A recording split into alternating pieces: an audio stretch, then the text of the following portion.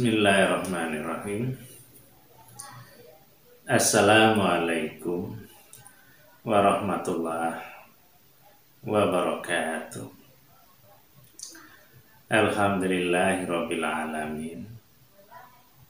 Wassalatu wassalamu ala asyrafil anbiya'i wal mursalin wa ala alihi wa ashabihi ajmain.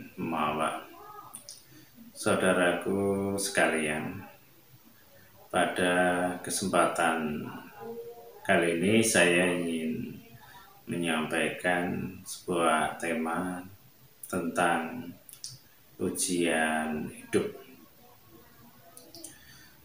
Hidup kita ini di dunia dipenuhi dengan masalah atau persoalan yang semuanya itu insya Allah hanya sebagai ujian atau ujian hidup yang nantinya kalau kita bisa menjawabnya dengan baik sesuai dengan aturan Allah yang ada di dalam Al-Quran, kemudian di hadis Rasulullah, insya Allah akan menjadi amal soleh yang nantinya akan dipetik hasilnya di akhirat. Insya Allah seperti itu. Jadi harus kita pahami betul dan kita yakini kalau hidup ini memang sebagai ujian. Sehingga kalau kita paham, maka apa-apa yang kita lakukan harus sesuai dengan yang diinginkan oleh Allah dan Rasul. Dan yang diinginkan oleh Allah dan Rasul, apa yang kita lakukan itu adalah bernilai ibadah. Jadi kalau dikaitkan dengan ujian tadi, kita diuji oleh Allah, apakah yang kita lakukan di dunia ini baik dalam kondisi enak ataupun tidak, baik masalahnya kecil atau besar, bagaimana caranya, semuanya itu bernilai ibadah. Insya Allah seperti itu. Kalau nyinggung ibadah kan Allah sudah menyampaikan di Al-Quran, wa ma khalaqtul jinna wal insa illa liya'budun, dan tidak kuciptakan jin dan manusia kecuali ya untuk beribadah kepadaku. Itu kata Allah seperti itu. Jadi kita diuji dengan berbagai macam masalah atau persoalan, bagaimana semuanya itu bisa bernilai ibadah. Salah satu contoh ibadah yang kaitannya dengan ujian itu, umpamanya kita diuji dengan masalah dengan teman atau dengan sesama orang yang beriman. Umpamanya namanya orang itu kan bermacam-macam, walaupun sama-sama beriman, mungkin bermacam-macam cara memahami agama sehingga beda pemahamannya.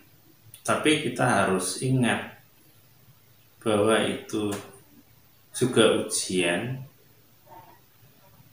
dan bahwa ujian itu harusnya lulus, dan untuk lulus itu ya bagaimana caranya kita menyikapi perbedaan tadi bernilai ibadah. Bukankah di dalam surat Furqan itu ada ayat yang penggalan ayatnya berbunyi waja'alna ba'dakum li ba'din fitnah atas birun, yang artinya dan kami jadikan antara kamu dengan yang lain itu sebagai ujian, apakah kamu sabar. Ayatnya sebenarnya jelas, gamblang sekali. Jadi kita itu diciptakan oleh Allah antara satu dengan yang lain itu sebagai ujian. Dan bentuk ujian itu ya bermacam-macam tadi.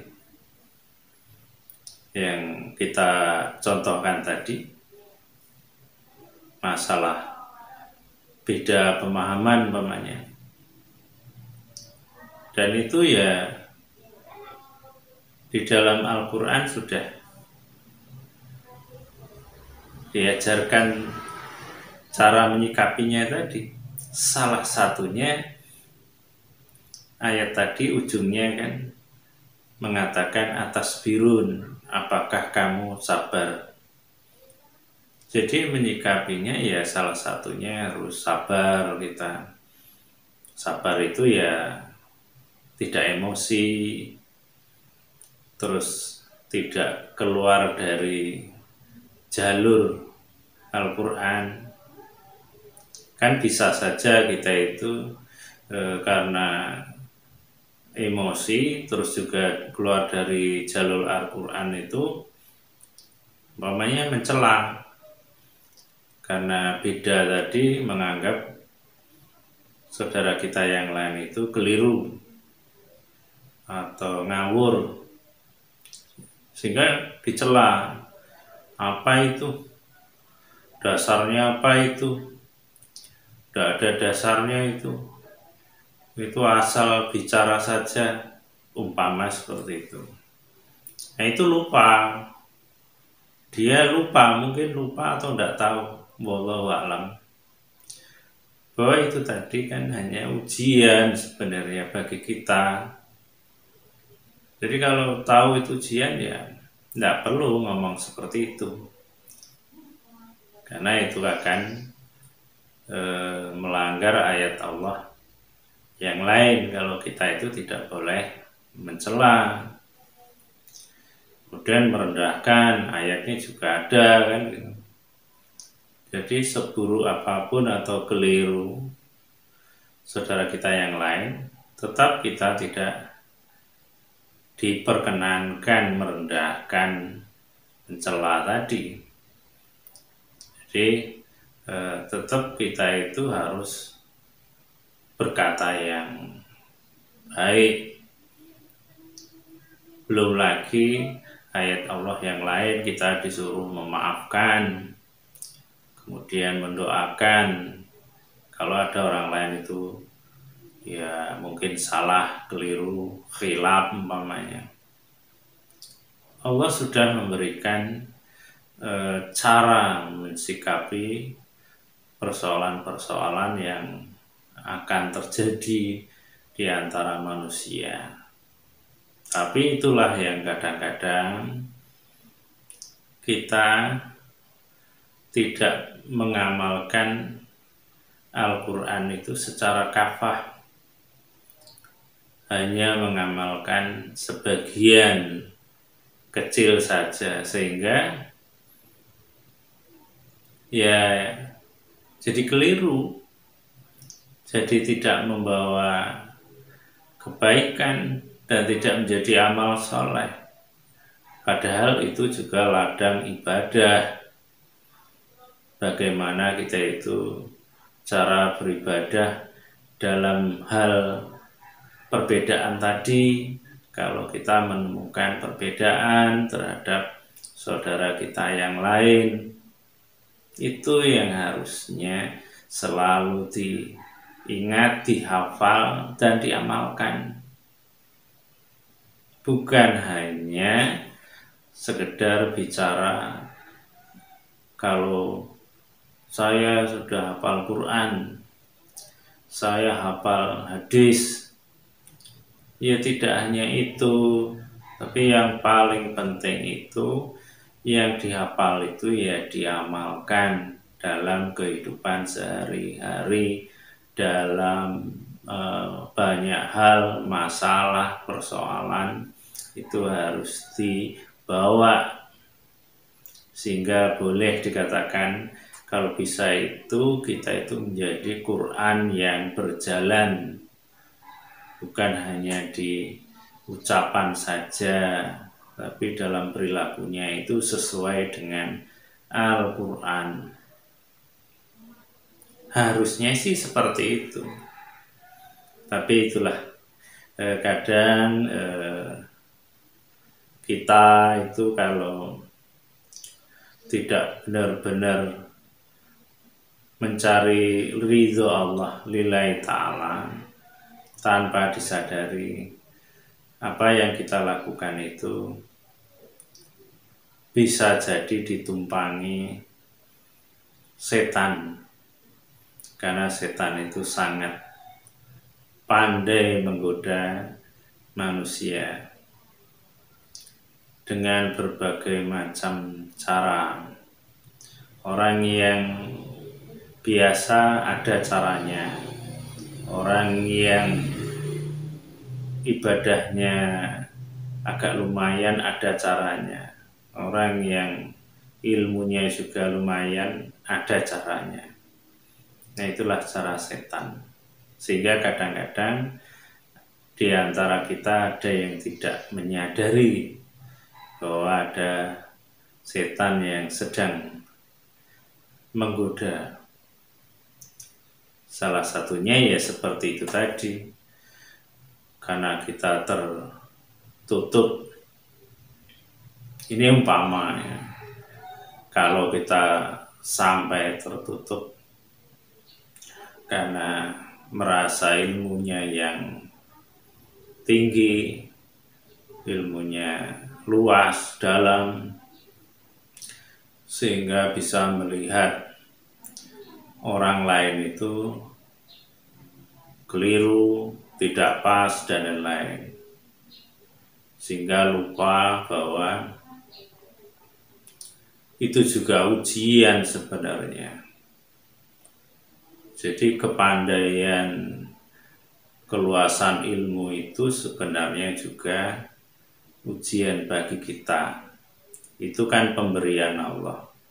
Apakah kelebihan yang Allah berikan kepada kita itu menjadikan kita itu lebih sujud kepada Allah, lebih taat kepada Allah, menambah dia rendah hati, menambah dia itu bisa mengayomi, menyejukkan umat, atau hanya menjadikannya sombong, terus digunakan untuk menyakiti saudaranya yang lain dengan mencela, mengolok-olok, atau hanya untuk membanggakan bahwa kita itu punya kelebihan daripada orang lain. Nah, di situ yang harus kita renungi, apakah selama ini kita sudah lurus atau belum? Apakah kita itu ya sudah menjadikan kelebihan itu kita lebih rendah hati dan lebih sujud kepada Allah? Apakah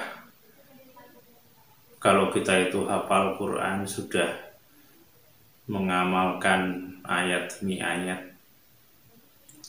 dengan tulus ikhlas lillahi ta'ala, atau hanya sebagai alat untuk menyalahkan orang lain, untuk merendahkan orang lain yang mungkin pemahamannya masih ada yang kurang benar. Ini yang harus kita pahami. Dan ujian hidup yang Allah berikan itu tadi, Allah sudah memberikan jawaban yang jelas seperti itu. Sehingga tidak mungkin Allah itu memberikan soal-soal tapi tidak memberikan jawaban-jawabannya. Dan kalau Allah tidak memberikan, berarti Allah itu zalim. Kan tidak mungkin seperti itu. Makanya pelajari Al-Quran, dikaji, dipahami, nanti akan ketemu jawaban-jawabannya di situ. Setiap soal yang kita hadapi, oh ini jawabannya. Ada masalah lagi, oh ini jawabannya. Kembali contoh perbedaan tadi, oh iya ada jawabannya. Ada di surat Al-Hujurat umpamanya kan. Oh, dikatakan di surat Al-Hujurat itu ayat 10 bahwa kita itu orang yang beriman saudara. Itu kan kunci juga. Oh, artinya saudara kita yang lain itu walaupun ada perbedaan tetap saudara. Terus juga kita suruh damaikan kalau ada yang mungkin berbeda tadi, sehingga ada permusuhan atau pertengkaran umpamanya, ya kita damaikan. Jangan sampai kita itu malah jadi orang yang bukan mendamaikan tapi malah jadi provokator umpamanya, yang menjadikan tambah keruh suasana. Jangan sampai seperti itu. Dan masih banyak contoh-contoh yang lain yang nantinya insya Allah kita tayangkan sebuah tema demi tema yang terkait dengan ujian hidup. Karena ujian hidup itu kan bukan hanya perbedaan.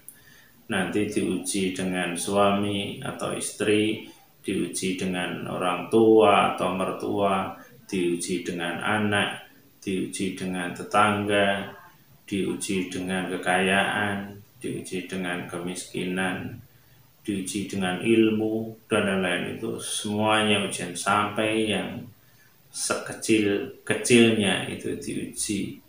Kalau kita itu bisa lolos, ya insya Allah itu yang akan menjadi amal soleh. Karena ujian kita kan ada tim penilai, pencatat, yaitu malaikat yang ada di kanan kiri kita, malaikat Raqib dan Atid. Kalau benar ya yang kanan mencatat, kalau salah ya yang kiri. Kan seperti itu. Jadi tidak bisa kita itu hanya mengandalkan ego, merasa benar itu saja, sehingga kita menyampaikan bla bla bla istilahnya, begitu saja enggak. Tapi tetap kita juga harus hati-hati. Ini kira-kira kalau saya menyampaikan seperti ini bagaimana? Kalau seperti itu bagaimana juga? Akankah ini akan menjadi amal soleh atau tidak? Dan gitu. Atau kalau masih pakai bahasa kitanya itu, kalau saya ngomong seperti ini, kalau terkait dengan orang lain, kira-kira orang lain itu akan sakit hati atau tidak? Apakah kalau saya ngomong ini masih ada unsur merendahkan, mencela atau tidak? Kan gitu.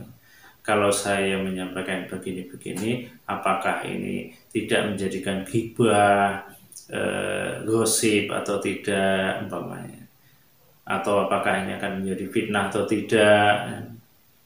Sehingga kalau kita mencobanya seperti itu, nanti akan paham, oh iya harusnya saya begini, sehingga nanti digaris bawahi tadi, apakah yang saya lakukan ini sudah benar-benar ikhlas lillahi ta'ala, mencari ridha Allah sebagai ibadah atau tidak.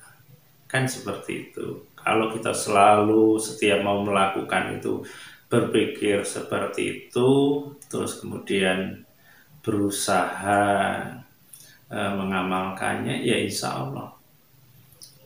Allah kita menjadi orang yang baik, sehingga nilai-nilai raport kita itu selalu baik insya Allah, sehingga kita itu kalau disebut oleh Allah sebagai orang soleh itu mudah-mudahan sudah pantas, kan seperti itu. Bukan karena orang lain atau kita sendiri yang mengatakan bahwa kita soleh, tidak, itu Allah yang tahu.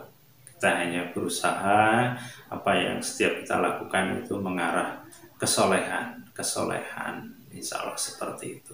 Nah, ini saja yang bisa saya sampaikan, yang sedikit ini mudah-mudahan bermanfaat bagi kita dan saya sendiri. Kalau ada yang kurang pas atau keliru, ya saya mohon maaf, kepada Allah mohon ampun.